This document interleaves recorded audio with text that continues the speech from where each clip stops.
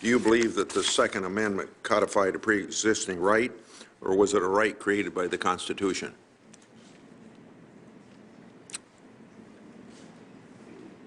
Senator Grassley, I've never really considered that question as to whether the Second Amendment right. With confirmation hearings wrapped up recently, the U.S. Senate is preparing for a full floor vote on the nomination of Elena Kagan to the U.S. Supreme Court. During the hearings, Kagan repeatedly talked about settled law and precedent as a way to calm senators' fears about her views of the Second Amendment. But in the context of her judicial philosophy, her assurances rang hollow. In a Q&A session with Wisconsin Senator Russ Feingold, Kagan explained how settled law can be sidestepped. Now, you worked on gun issues when you were in the Clinton White House, so you're familiar with the kinds of restrictions that Congress has considered, and you're obviously familiar with these Supreme Court cases.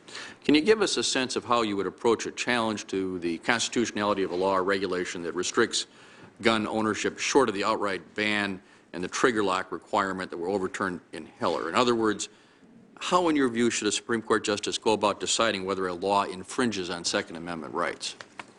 I suspect that going forward, the Supreme Court will need to decide what level of constitutional scrutiny to apply to gun regulations. Some people read Heller to apply strict scrutiny. Other people think that Heller suggests a kind of intermediate scrutiny. I've seen sort of both views of that decision. It's clearly a decision. The levels of scrutiny that Kagan talks about is a made-up 20th century judicial legal philosophy that uses a sliding scale by which constitutional rights may be infringed.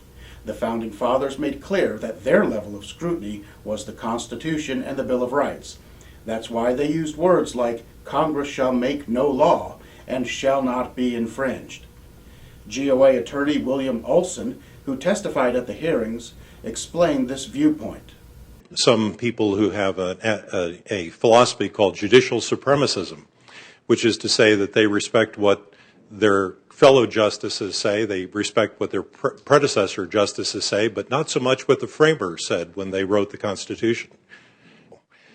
The Kagan view of rights is that they are whatever a majority of the Supreme Court rules at a particular time in a particular case. But under that philosophy, what the court grants, the court may take away. If Ms. Kagan does not know whether our inalienable rights to defend ourselves from criminals and tyrants comes from God, as the Declaration of Independence states, or from government, she cannot be trusted to protect our God-given right to self-preservation. Given her long history of hostility toward the right to keep and bear arms, any senator who claims to support the Second Amendment must vote no on the Kagan nomination. You can contact your own senators by going to the Gun Owners of America website at gunowners.org.